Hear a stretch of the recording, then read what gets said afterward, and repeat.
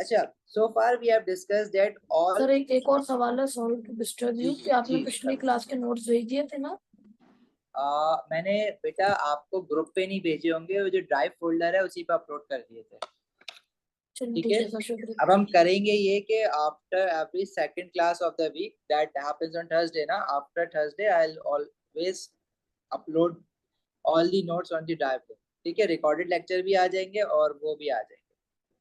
ठीक है सर, शुक्रिया। ठीक है, okay.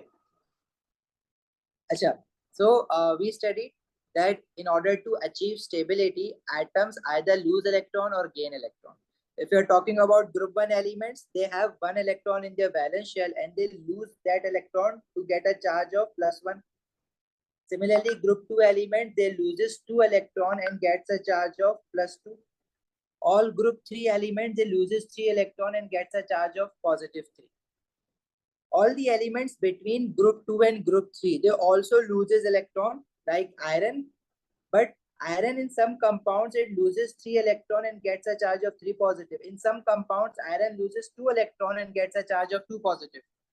So how would we know when iron is making 3 positive and when iron is making 2 positive? तो वो हमें लिख कर देता है ना ऐसे, iron, if he has written iron 3, it means iron will form a charge of 3 positive. If he has written iron 2, it means iron will form a charge of 2 positive, right? Similarly, copper के लिए भी copper 1 और copper 2 लिखता है। अच्छा, इसमें परेशान होने की जरूरत नहीं है कि how would we know कि जब 2 लिखा हुआ है ये +2 है या -2 है। ये जब भी इस तरह से ब्रैकेट में रोमन में नंबर लिखा हुआ होगा ना, that is always always always for positive, right? अच्छा, next if we move on to group 4, group 4 element they neither loses nor gain electrons. Group 4 के एलिमेंट्स ना तो इलेक्ट्रॉन लूज करते हैं ना गेन करते हैं। They do a different phenomena which is known as sharing of electrons. ठीक है, वो हम बाद में पढ़ेंगे, मतलब इसी चैप्टर में अभी पढ़ेंगे। अच्छा, ग्रुप 4 में we have two elements tin and lead which are considered to be metals. Tin और लेड जो है वो भी कैटाइन ही बनाएगा, पॉजिटिवली चार्ज्ड आयन ही बनाएगा। तो पूरे पीरियोडिक टेबल में कौन से एलिमेंट्स हैं those lose electrons and forms a positively charged ion, जितने भी metals हैं। और metals हमारे कहाँ से start होते हैं? group 1, group 2, all the elements between group 2 and group 3 which are known as transition metals, ये भी positively charged ion बनाते हैं। in order to achieve stability they always loses electron। ठीक है, all the elements of group 3 and 2 elements of group 4 including tin and lead, ये भी metals हैं। ठीक है, ये भी हमेशा कैटाइन बनाएंगे, पॉजिटिवली चार्ज आयन बनाते हैं। और नेगेटिवली चार्ज आयन कौन से एलिमेंट बनाते हैं? जो नॉन मेटल्स हैं, ग्रुप 5, 6 एंड 7। ग्रुप 8 एलिमेंट्स हैं तो नॉन मेटल, लेकिन दे डू नॉट लूज और गेन इलेक्ट्रॉन, तो वो चार्ज उनके ऊपर नहीं आता है। ग्रुप 5 के एलिमेंट्स पे जो चार्ज आता है वो आता है 3 negative, because they have 5 valence electrons in their outer shell. They need 3 more electrons. When they gain 3 electrons, they get a charge of 3 negative. Group 6 elements, they have 6 valence electrons. They get a charge of 2 negative because they gain 2 electrons. Similarly, group 7 element, as they have 7 valence electrons, they get a charge of -1. ठीक है, एक बात तो हमारी ये हो गई थी। दूसरी बात हमारी ये हुई थी कि जब भी कोई कैटाइन बनता है मेटल आयन से तो उसकी स्पेलिंग में कोई चेंज नहीं आता। फॉर एग्जाम्पल, सोडियम एटम है, when it loses electron it form sodium ion. Sodium atom has an electronic configuration of 2,8,1 because its atomic number is 11, it means it has 11 electrons. As it has one valence electron, sodium atom will lose this electron. Now its second last shell has become its outermost shell, जिसमें 8 electron है तो octet complete है अब इसका। But consequence क्या है? For losing electron it will get a charge of +1। Now we would call it sodium ion, this won't be called as sodium atom, इसको हम अब क्या कहते हैं? Sodium ion. लेकिन बेटा सोडियम की स्पेलिंग में तो कोई चेंज नहीं आया ना, सोडियम एटम था, अब वो सोडियम आयन कहला रहा है। ठीक है, सिमिलरली अगर हम मैग्नीशियम एटम की बात करें तो magnesium after losing 2 electrons it will form magnesium ion। magnesium atom से magnesium ion बन जाता है। in short, जब भी कैटाइन बनता है तो कैटाइन जिस भी मेटल से या जिस भी एलिमेंट से बन रहा है उसकी स्पेलिंग में कोई चेंज नहीं आता है। मैग्नीशियम एटम से बन जाएगा मैग्नीशियम आइन, सोडियम एटम से बन गया सोडियम आइन, कैल्शियम एटम से बन जाएगा कैल्शियम आइन, आयरन एटम का आइन कहलाएगा आयरन आइन।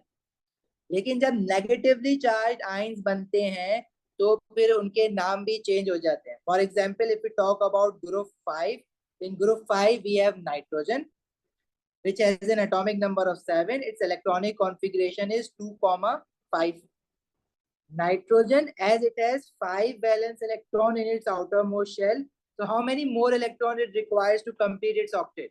और कितने इलेक्ट्रॉन इसको चाहिए होते हैं? 3. The nitrogen atom gains 3 electrons, so it gets a charge of 3 negative, right? Before forming an ion, इसको हम क्या कह रहे थे? This was called as nitrogen atom. लेकिन जब ये नेगेटिवली चार्ज आइन बना रहा है ना तो उसको हम नाइट्रोजन आइन नहीं बोलेंगे, इसकी स्पेलिंग चेंज हो जाती है और वो क्या बन जाती है? नाइट्राइड आइन। Similarly, if you talk about oxygen which is from group 6, oxygen atom when forms an ion it is known as oxide ion, not oxygen ion. इसको हम क्या कहते हैं?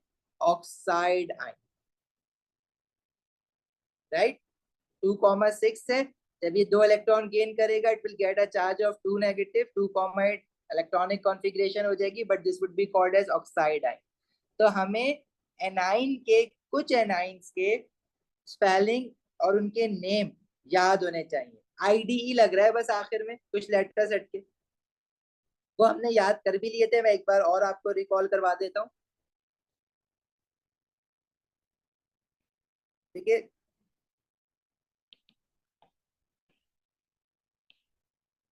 सर इलेक्ट्रॉनिक कॉन्फ़िगरेशन सिर्फ 20 एलिमेंट्स तक आती है ना? yes, we are just supposed to make the electronic configuration of the first 20 elements of the periodic table, उसके आगे नहीं बनाएंगे हम। Thank you sir. ठीक है, उसके आगे ना रूल चेंज हो जाता है।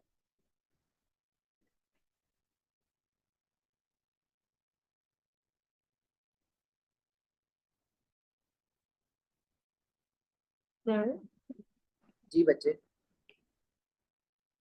सर नेक्स्ट ईयर आप किस मंथ में सिलेबस खत्म करवाएंगे पूरी बुक का? किस मंथ में सिलेबस खत्म कराएंगे? Complete syllabus? Yes. As per our plan, so we will be done with the syllabus by the end of March. ठीक है, बिफोर मार्च ही हो जाएगा, मिड ऑफ मार्च में हम ट्राई करते हैं कि सिलेबस खत्म करें। अप्रैल में हमारे एग्जाम्स होते हैं, कोशिश ये होगी कि फर्स्ट वीक ऑफ मार्च तक हम सब कुछ बाइंड अप कर लें। ठीक है, क्योंकि हम लोग एंड में ना ईयरली पेपर्स करते हैं और वो एक मंथ जो है हम लोग डेली क्लासेस करेंगे, ईयरली पेपर्स की ऑनलाइन करेंगे ऑब्वियसली, और ईयरली सॉल्व करेंगे पेपर 2। तो उससे पहले जी बोलो। Sir but exams were in May June not in April. हाँ, आपकी डेट शीट आ जाती है ना, और मई में कुछ अप्रैल के एंड में पढ़ रहे होते हैं, कुछ मई के स्टार्ट में पढ़ रहे होते हैं। तो मैं बता रहा हूँ ना, मार्च में खत्म करके फिर एक मंथ ईयरली पास पेपर्स की प्रैक्टिस करते हैं ना, रिविजन्स करते हैं, कुछ कोर्स पहले। सर आप फाइनल एग्जाम्स की बात कर रहे हैं? यस, फाइनल एग्जाम्स की बात कर रहे हैं बच्चे, और किसकी बात कर रहे हैं? आप किसका पूछ रहे थे? नो सर, जो मैंने पूछा था ओके थैंक यू। आप तो स्कूल के एग्जाम का पूछ रहे थे? No sir, I didn't ask about that. Okay, अच्छा, तो ये कुछ आपको नेगेटिवली चार्ज आयन जो बनते हैं ना उनके नाम आपको याद करने होते हैं। ठीक है, नाइट्रोजन एटम से जो आयन बनेगा this would be called as nitride ion. Phosphorus atom से जो आयन बनेगा उसको हम कहते हैं फॉस्फाइड आयन। तो ये अपने पास एक बार लिख लेना अगर पहले के नहीं लिखे हुए हैं तो। नाइट्रोजन एटम से जो आयन बनेगा this is nitride ion, 3 negative charge आएगा क्योंकि ग्रुप 5 का है। फॉस्फोरस एटम से जो आयन बनेगा वो कहलाता है फॉस्फाइड आयन। ठीक है, oxygen atom will form an ion that would be called as oxide ion, and sulfur sulfide ion. Similarly, fluorine atom will form an ion, and this would be called as fluoride ion. Chlorine would form chloride ion, and bromine would form bromide ion, and iodine would form iodide ion. ठीक है, ये लिख लो अगर नहीं लिखे हुए किसी के पास। इसके अलावा और किसी नेगेटिवली चार्ज आयन का नाम आपको याद नहीं करना है।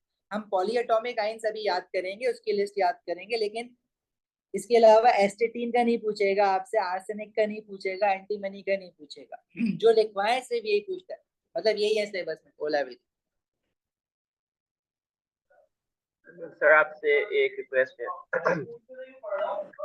जी, सर जी। आप पीरियोडिक टेबल ड्राइव पे अपलोड कर सकते हैं सर, बिकॉज मेरे बुक में नहीं है पीरियोडिक टेबल।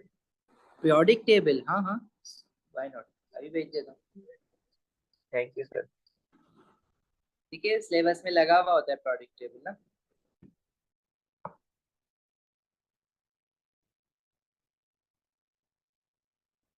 चले आगे बढ़े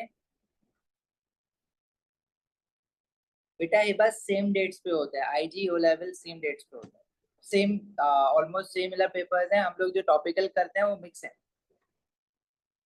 ठीक है, कुछ टेस्ट थोड़े आपका मिक्स आएगा।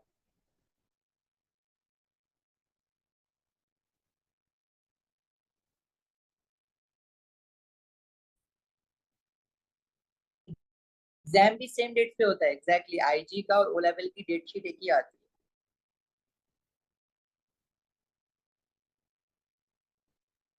सर बुक्स भी सेम होती है ना?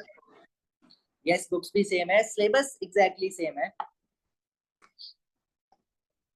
बस कुछ क्वेश्चंस जो होते हैं वो जैसे वर्कशीट्स में मिक्स हुए हैं आईजी और ओ लेवल के। ठीक है, क्योंकि आपस में ये दोनों बोर्ड जो है ना, वो कभी ओ लेवल के क्वेश्चन आईजी में दे रहे होते हैं, कभी आईजी के ओ लेवल में दे रहे होते हैं, इस तरह से चल रहा होता है।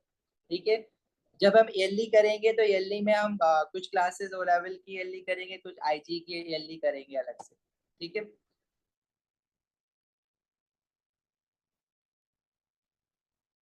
पास्ट पेपर्स आपको स्टार्ट करने हैं 2015 से कर दो इनिशियली, बट जो वर्कशीट्स है ना उसके अलावा जब आप आगे और पास्ट पेपर्स करोगे तो 2015 से कर दो। ठीक है,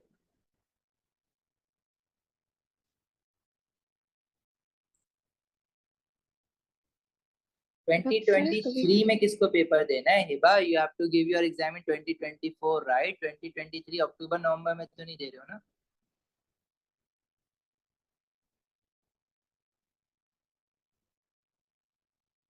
कुछ पूछ रहे हो? जी सर, तो कभी कभी एग्जाम्स में कुछ काफी पुराने पास्ट पेपर से भी सवाल आ जाते हैं, इवन तो टीचर्स हमें रेकमेंड करते हैं कि आइदर 2015 या 2016 ऑनवर्ड से पास्ट पेपर्स किया करो। देखो, जो पुराने सवाल है ना वो मैंने वर्कशीट में डाल दिया। तो आप वर्कशीट करोगे ना, वर्कशीट में तो क्वेश्चन स्टार्ट हो रहे हैं 2005 से। ठीक है, सिलेक्टिव क्वेश्चन है, तो आप वर्कशीट करो और फिर ईयरली जो है आप 2015 से कर लेना। That would be more than enough, cover कर लेगा सब। और मैं कुछ वर्कशीट्स एंड में भी दूंगा आपको, कुछ क्वेश्चन टेस्ट में भी आ रहे होंगे, पुराने सवालों में से निकाले जाते हैं। सही है, अभी जब क्वेश्चंस पे जाएंगे ना तो हो जाएगा। अभी तो फिलहाल अभी बहुत बेसिक्स पढ़ रहे हैं। जैसे एटॉमिक स्ट्रक्चर के क्वेश्चंस कर रहे थे ना, अब आप चाहो तो ईयरली में से फर्स्ट 2 क्वेश्चन जो होते हैं वो ज्यादातर एटॉमिक स्ट्रक्चर के पेपर 1 के होते हैं, एमसीक्यूज, वो कर सकते हो। पेपर 2 में से निकाल के कोई एटॉमिक स्ट्रक्चर आप क्वेश्चन पहचान लोगे, ठीक है, तो आप वो कर सकते हो, और कोई प्रॉब्लम हो तो पूछ सकते हो।